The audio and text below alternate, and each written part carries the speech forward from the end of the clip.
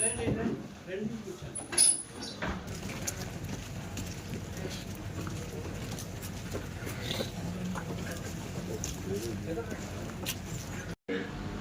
ఉదాహరణ కూడా సార్ చెప్పారు.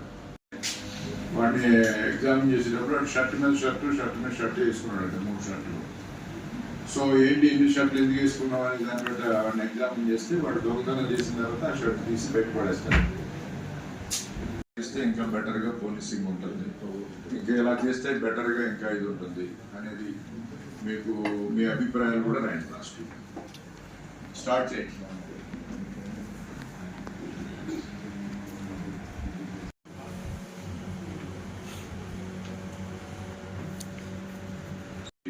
మన పోలీస్ సిబ్బందికి నమస్కారాలు. ఇది 3 days ఒక వర్క్షాప్ లాగా ఈ కోర్స్ని ఏర్పాటు చేయడం జరిగింది సార్. ముఖ్యంగా రైటర్స్కి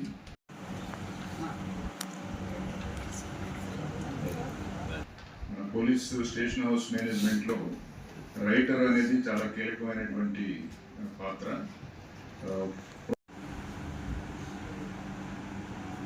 ఎస్ఐ గారు లేని టైంలో అతను పూర్తి బాధ్యతలు నిర్వహించే విషయంలో కానీ,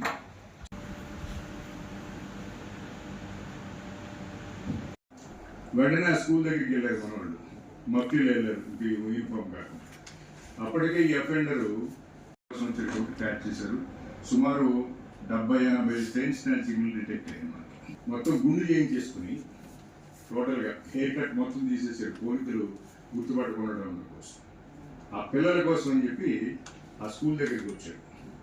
అప్పటికే మన కానిస్టేబుల్ అక్కడ ఈ పిల్లల కోసం డెఫినెట్గా వీడు ఎక్కడికి వస్తారని చూస్తే ఈ గుండు చేయడం వల్ల ముందు ఫ్రెష్గా గుండు అవడం వల్ల ఐడెంటిఫై చేయగలిగారు.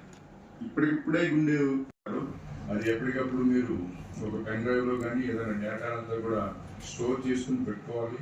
అది మీరు కేస్ ప్రాపర్టీ లాగే పెట్టుకోవాలి. దాన్ని కూడా ఇవన్నీ జాగ్రత్తలన్నీ తీసుకోవాలని మనం 2 రోజులు చెప్పడం జరిగింది సార్. అలాగే 36 మంది కూడా వాళ్ళ యొక్క అభిప్రాయాలు ఎక్స్పీరియన్సెస్ కూడా మనకు రాయటం జరిగింది.